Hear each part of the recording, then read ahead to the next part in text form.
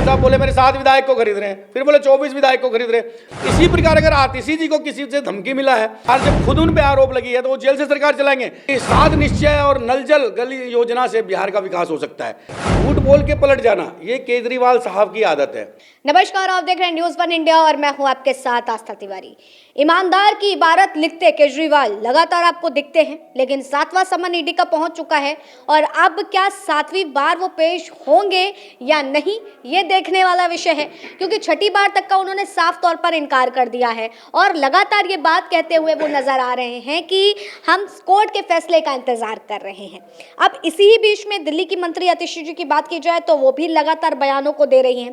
केजरीवाल के बयानों को लेकर के तो वो चर्चा में बने ही रहते थे, लेकिन अब आतिशी जो हैं वो साफ तौर पर ये बात कह रही हैं कि इंडिया गठबंधन के साथ सीट बंटवारे को लेकर के हमें लगातार धमकियां मिल रही हैं, हमें लगातार तमाम तरीके की धमकियां मिल रही हैं और इसी के साथ साथ वो ये बात भी कहती हुई नजर आ रही हैं कि आने वाले वक्त में जल्द ही अगर सीटों का बंटवारा होता है तो उससे पहले पहले केजरीवाल जी को जेल में भेजने की बात कही जा रही है और ये सारा ठीकरा जो है वो सीबीआई और ईडी के ऊपर फोड़ती हुई नजर आ रही हैं। अब ऐसे में ये देखने का विषय है कि लोग इसको कैसे देख रहे हैं।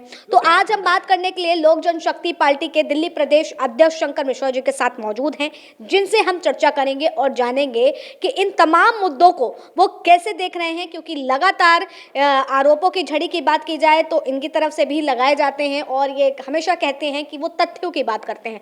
शंकर मिश्रा जी, आज आपके कौन से तथ्य ऐसे दिख रहे हैं? देखिए, हम तथ्यों पे, मैंने यही कहा कि हम आरोप नहीं लगाते, हम तथ्यों पे बात करते हैं, नैतिकता के आधार पे बात करते हैं, जो सही विषय है उस पे बात करते हैं। झूठ बोल, अगर मैं कोई गलत बात बोलता हूं तो आप उसको काट कर सकती हैं। झूठ बोल के पलट जाना ये केजरीवाल साहब की आदत है, उनकी पार्टी की आदत है। अभी आपने बोला कि आतिशी जी अभी नई राजनीति में आई है और उनको बहुत जल्दी मंत्री पद मिल गया, तो वो बयान दे रही है कि जो इंडिया गठबंधन का सीट बंटवारा हुआ है उसको लेके बीजेपी उन पे प्रेशर बना रही है, उन पे मैसेज भेज रही है, उनको फ़ोन कर रही है, धमकी दे रही है और कि सीबीआई से अरेस्ट करवा देंगे 2 दिन में, ईडी से अरेस्ट करवा देंगे।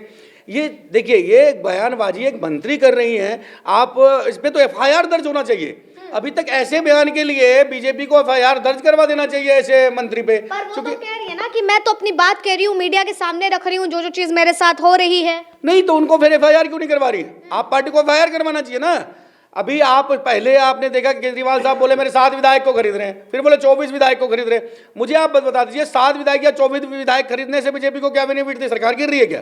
24 विधायक को भी खरीदने से क्या आप पार्टी की सरकार गिर रही है?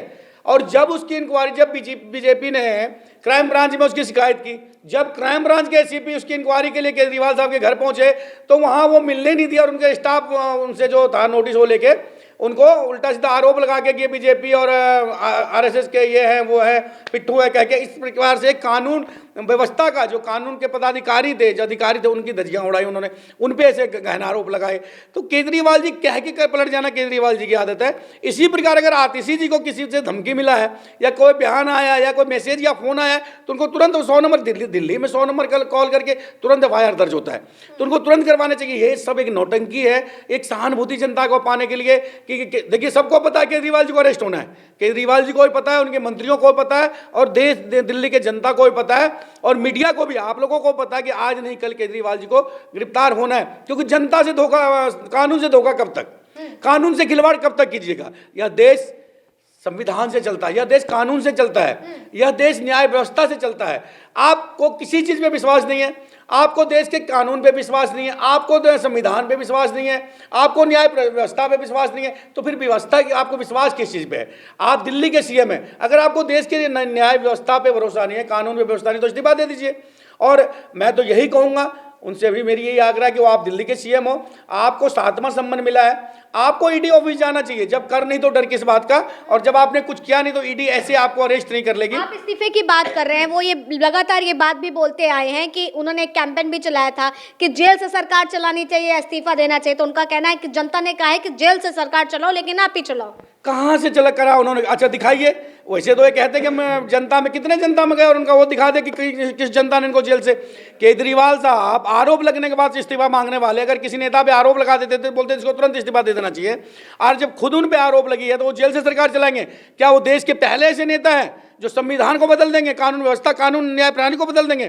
कोई सीएम आज तक जिन पे आरोप लगा उनको इस्तीफा देना पड़ता है। केजरीवाल जी को इतना पता होना चाहिए, वहाँ को जेल से यहाँ का देश नहीं चलता, देश से प्रदेश नहीं चलता है। इसीलिए पहले उनको पढ़े लिखे मुख्यमंत्री हैं, वो अपने आप को पढ़े लिखे कहते हैं, तो कम से कम उनको इनका इतना ज्ञान होना चाहिए कि देश से, जेल से राज्य चलने वाला नहीं है, जेल के अंदर से दिल्ली के चलने वाला नहीं है। और उनको पता है ये सब जो ड्रामा कर रही है, प्रोपेगेंडा जो कर रहे हैं, उनको पता है कि मुझे अरेस्ट होना है और बहुत जल्दी देखिएगा, जितना वो कानून का अपमान कर रहे हैं उनकी सजा उनको भुगतनी पड़ेगी। और केजरीवाल जी अपने लिए सबसे ज़्यादा समस्या अपने लिए पैदा कर रहे हैं और बहुत जल्दी उनको तो शंकर मिश्रा जी को केजरीवाल के चेहरे से दिक्कत है या पूरी पार्टी से ही दिक्कत हो गई? नहीं, केजरीवाल जी से मेरी कोई पर्सनल विरोध नहीं है। मैं केजरीवाल जी का बहुत सम्मान करता हूँ।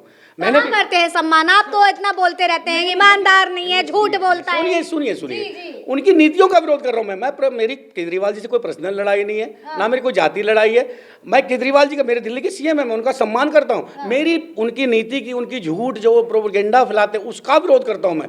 कभी आपने केजरीवाल जी के लिए मेरे से पार्टी के नेता को लगता है कि दूसरी पार्टी जो है झूठ बोल रही है, ढकोसलेबाजी करती है, वो जो है बीजेपी पे प्रहार करते हैं, एनडीए पार्टी पे प्रहार करते हैं और आप लोग उन पे प्रहार करते हैं, तो सच कौन बोलता है? तथ्यों के साथ आपको बार-बार कह रहा हूं कि मैं जितनी बात करूंगा तथ्यों के साथ बात करता हूं।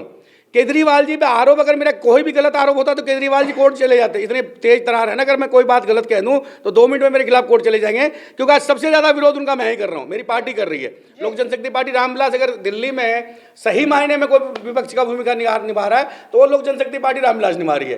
केजरीवाल जी से मेरी पर्सनल विरोध नहीं। केजरीवाल जी से मैंने जितने आरोप लगाए हैं या जो भी बातें मैं कहता हूं तथ्यों के आधार पर कहता हूं। आप बताओ किस नेता पर उन्होंने आरोप नहीं लगाया? सोनिया गांधी जी से लेकर, शीला दीक्षित जी से लेकर, कलमाड़ी से लेकर, कानी मोजी, ए राजा, ऐसा एक नेता मेरे को बता दीजिए जिन पे उन्होंने आरोप नहीं लगाया और फिर आरोप के बाद पलट नहीं गए, माफी नहीं मांग लिया। तो ये केजरीवाल जी की मैं यही बार बार कहता हूं। और झूठ की बुनियाद पे उनको राजनीतिक करना, झूठ की बुनियाद पे उनको देखा जाए तो राजनीति का तो यही खेला है। अगर वहाँ इंडिया गठबंधन जुड़ रहा है तो आपने भी तो नीतीश जी को अंदर लिया है, पाले में लिया है, एनडीए पार्टी में क्यों स्वीकार किया? कहाँ इंडिया गठबंधन कौन जुड़ा हुआ है? कहाँ जुड़ रहा है इंडिया गठबंधन? एनडीए पार्टी में नीतीश कुमार की वापसी हुई कि नहीं हुई? देखिए, अगर एनडीए में नीतीश कुमार जी की वापसी हुई है तो हम देश के प्रधानमंत्री के फैसले के साथ हैं। हम लोग देश के प्रधानमंत्री को पुनः एक बार दोबारा से, जो तिवारा हम लोग 2024 में 400 पार, जो हमारा नारा है देश के प्रधानमंत्री जी का, इस बार 400 पार के लिए नीतीश कुमार जी आए हैं, स्वागत है। हमारे नेता ने पहले ही कहा था, देखिए हम नीतीश कुमार के, मेरे नेता ने कभी पर्सनल विरोध नहीं किया।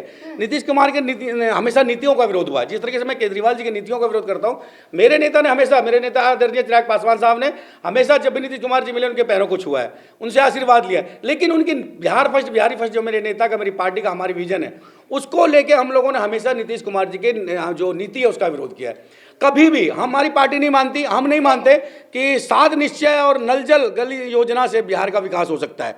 इसलिए हमारी पार्टी हमेशा आक्रामक रही है जेडीयू पे। आखिरी सवाल लूंगी कि क्या लग रहा है आपको, क्या लग रहा है, कैसे देख रहे हैं कि आम आदमी पार्टी का भविष्य क्या होने वाला है आने वाले समय में? भविष्य तो खुद केजरीवाल जी तय करवा रहे हैं अपनी पार्टी का। अपने लिए और अपने पार्टी के लिए बहुत बड़ी मुसीबत खड़ा कर रहे हैं।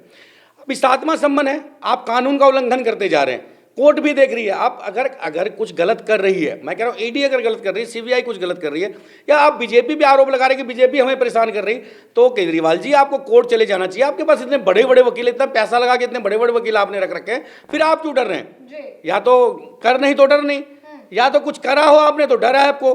क्योंकि इनको डर इस चीज़ का है कि जो घोटाला चल रहा है, जिस घोटाले में, शराब घोटाले में मनीष सिसोदिया जी जेल गए, आज तक बाहर नहीं आए। अगर भ्रष्टाचार नहीं था तो कोर्ट ने क्यों नहीं छोड़ दिया? चलिए ईडी ने उनको पकड़ के अंदर कर दिया तो कोर्ट ने क्यों नहीं जमानत दे दिया? अगर अभी संजय सिंह जी गए हैं उसी मामले में, तो संजय सिंह जी को भी जेल, अभी तक बेल नहीं मिली है। तो क्या सोचा जाए? ये पता है सीएम साहब को, दिल्ली के केजरीवाल साहब को, दिल्ली के मुख्यमंत्री को, कि ये जब जाएंगे तो ये भी बाहर नहीं आएंगे, क्योंकि कुछ न दाल में कुछ ना कुछ तो काला है। तो इस प्रकार से मैं एक बार पुनः केजरीवाल साहब से आग्रह करूंगा कि आप दिल्ली के सीएम, हमारे सीएम हैं, आपको कानून व्यवस्था पे भरोसा रखना चाहिए, देश के न्यायिक प्रणाली पे भरोसा रखना चाहिए, हमारे देश के जो संविधान है उस पर भरोसा रखना चाहिए, और बिल्कुल ईडी और सीबीआई का सामना करना चाहिए। अगर आपने कुछ किया नहीं तो आपको डरना नहीं चाहिए, और अगर कुछ किया होगा तो फिर तो केजरीवाल साहब आपको कोई बचाने वाला नहीं है। तो साफ तौर पर जहां ये लगातार ये बात कहते हुए नजर आ रहे शंकर मिश्रा जी की दाल में कुछ काला है। अब एक तरफ दाल में कुछ काला है या पूरी दाल काली है, ये तो आने वाले वक्त में साफ होगा। लेकिन जहां एक तरफ केजरीवाल ईमानदार ईमानदार होने के बड़े बड़े नारे लगाते हुए फिरते रहते हैं और लगातार पार्टियों पर जो आरोप लगाते रहते हैं, वो तथ्य कितने सही हैं ये देखने वाला विषय है। फिलहाल तब तक के लिए आप बने रहे न्यूज़ 1 इंडिया पर। कैमरा पर्सन राज के साथ आस्था तिवारी।